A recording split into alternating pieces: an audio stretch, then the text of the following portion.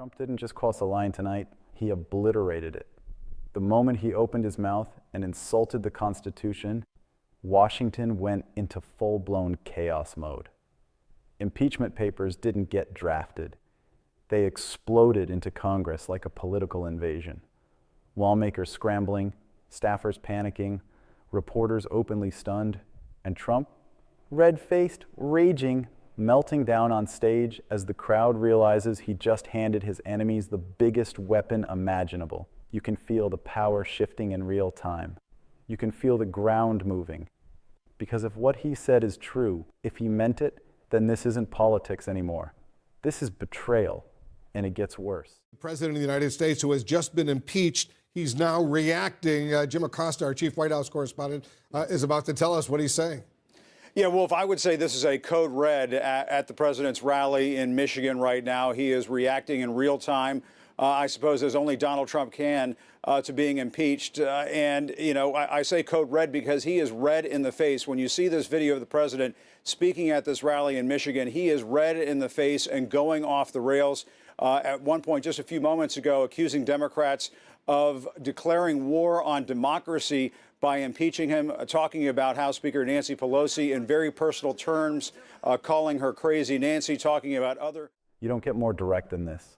A sitting president openly talks about terminating parts of the Constitution, and within hours, impeachment papers are literally being rushed into the House of Representatives. That's not just another wild Trump headline.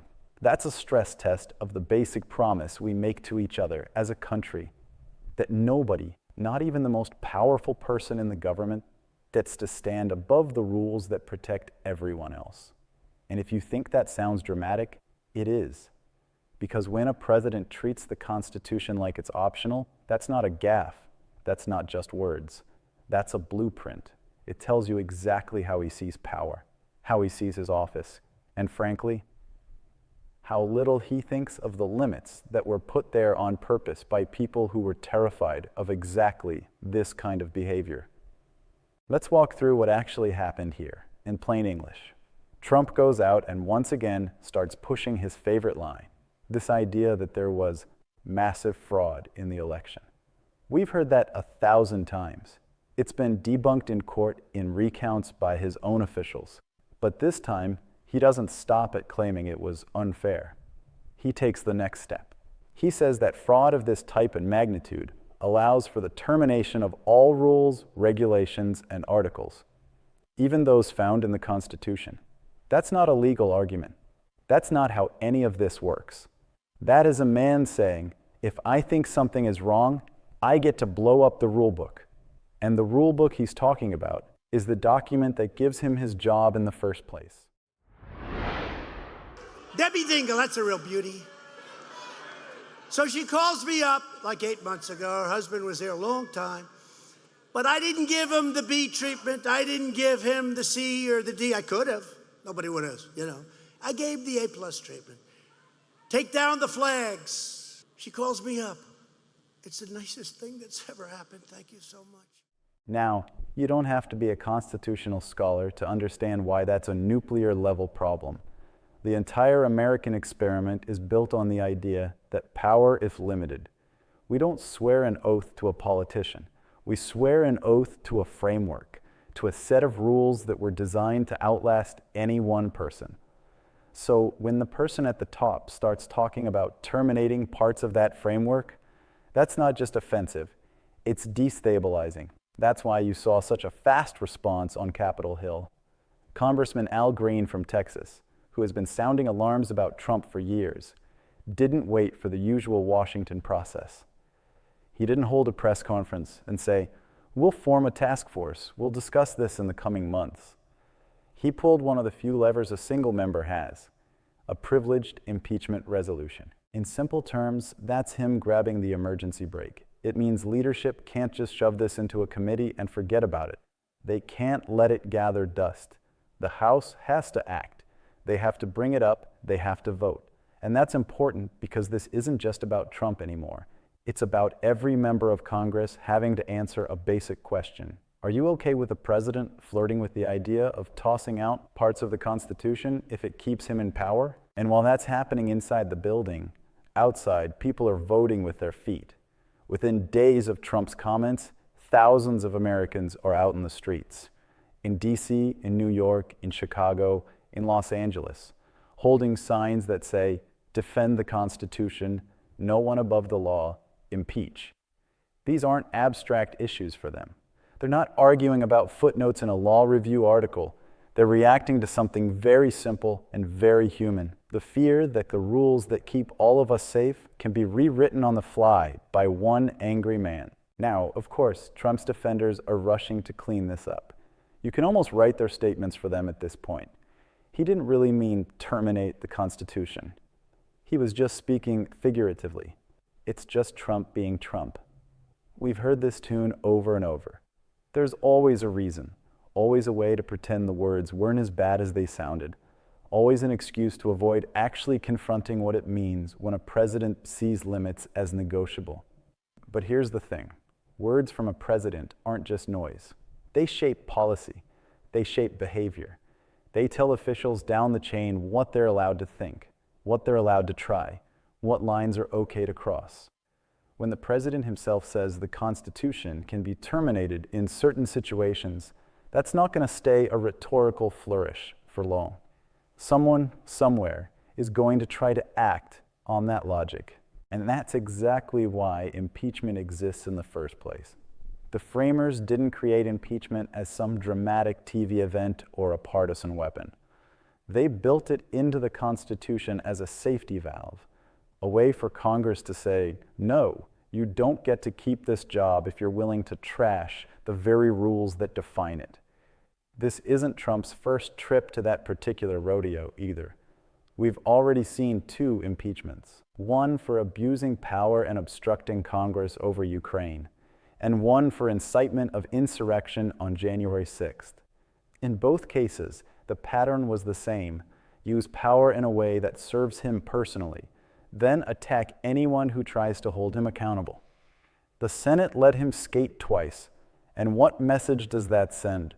It tells him the guardrails are soft. It tells him he can hit them as hard as he wants, and they'll bend. So now we're at a third possible impeachment, and this time the trigger isn't a backroom phone call or a speech to a mob. It's a direct assault on the idea that the Constitution is supreme. That's why this feels like an escalation. In a way, he's moved from breaking the rules to questioning the concept of rules themselves. And Congress isn't the only institution being tested here. Look at the Republican Party. For years, GOP leaders have tried to ride this tiger. They like the judges, the tax cuts, the deregulation, and they've decided to tolerate the chaos that comes with it. But every now and then, Trump does something that's so obviously beyond the pale that even they have to say something. This is one of those moments. So you get these statements from Republican officials calling his comments un-American, calling them anathema to the soul of our nation. Strong words, the kind of language you usually reserve for foreign enemies or extremist groups, not your own party's president. And yet, when they're asked, okay, will you support impeachment? Suddenly the courage disappears. Suddenly it's, well, we don't want to inflame tensions, or we should move on, or the people can decide at the next election. This is the dance they've been doing from the beginning. Say just enough to sound concerned, but never so much that they actually risk their positions. Never take the one step that would actually match the seriousness of their own words. And Trump hears that too. He understands perfectly well that as long as they're more afraid of his base than they are of betraying the Constitution, he can push and push and push. And that's what makes this such a dangerous feedback loop. Trump tests the limits, Republicans flinch, but mostly comply. And the lesson for everyone watching is that the real rule isn't the Constitution. The real rule is, don't make Trump mad.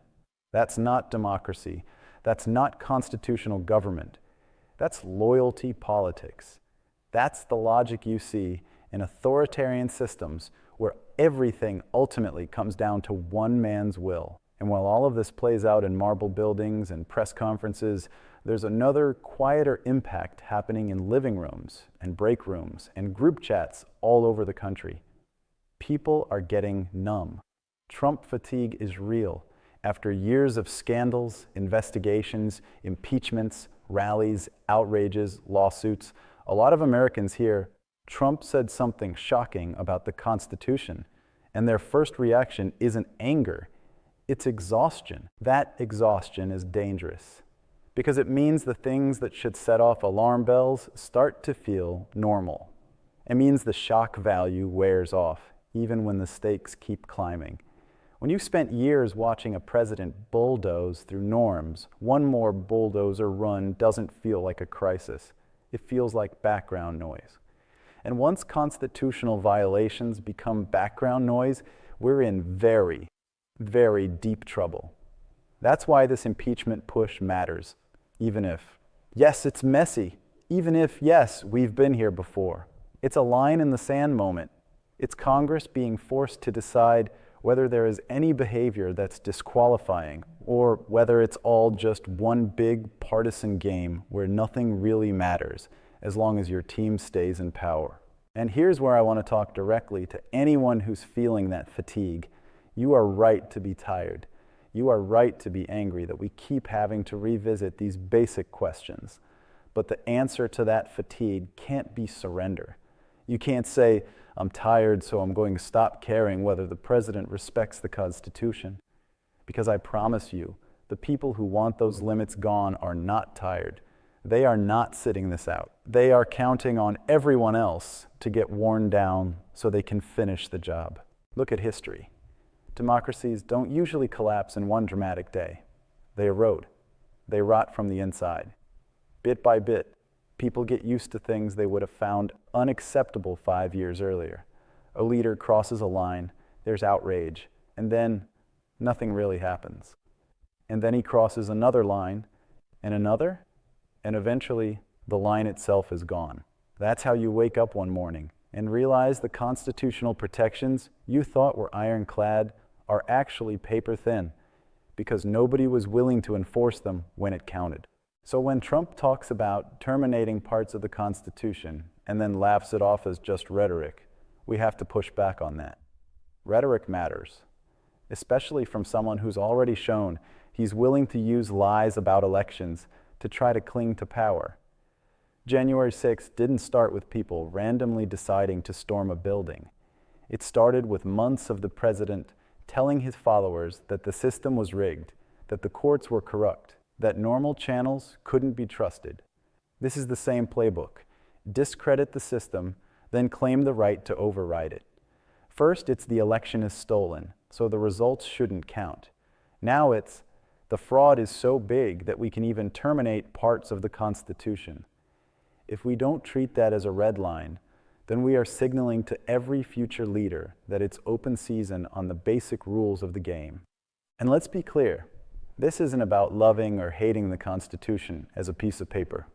It's about what that document represents in practice. It's the reason presidents can't jail their critics. It's the reason there are independent courts. It's the reason Congress can investigate the executive. It's the reason you have the right to vote and speak and organize. When Trump suggests you can terminate articles, he isn't just talking about abstract clauses. He's talking, whether he admits it or not, about weakening those protections for you. That's why you're seeing constitutional scholars, judges, former officials, people who don't agree on much else, converging on one point. You cannot normalize this. You can debate tax rates. You can debate immigration policy. You can debate foreign policy. But you cannot debate whether the president is bound by the Constitution. That's the floor. If you lose the floor, everything else becomes negotiable. So where does that leave us? It leaves us in a moment that's bigger than Trump, bigger than Al Green, bigger than any single impeachment resolution. We're being asked to decide whether the words in that founding document are still going to mean something when they're tested by a leader who simply doesn't like being told no. Members of Congress are going to have to cast votes that will follow them for the rest of their careers. They will be able to say, years from now, when a president talked about terminating parts of the Constitution, here's what I did. Did they shrug and say, it's just rhetoric? Did they hide behind process and delay? Or did they say, no, this is a line we're not going to cross, and the rest of us have choices to make too? Will we treat this as just another episode in the never-ending Trump show, something to roll our eyes at and scroll past? Or will we recognize it for what it is, a test of whether the guardrails we love to talk about are real or just decorative? At the end of the day, this isn't a story about one man's ego. It's a story about whether the people he governs are willing to insist that the rules apply to him too. That's the essence of a constitutional democracy. Not that our leaders are perfect, but that they are constrained, that we have tools, elections, courts, impeachment, to hold them in check when they start to believe they're entitled to more power than the system allows. Trump has shown us, over and over, exactly who he is. He's now telling us, in plain language, how little he thinks of the document he swore to preserve, protect, and defend. The question isn't who he is anymore. The question is who we are, and whether we still care enough about the Constitution to defend it when it's under attack from the very office it created.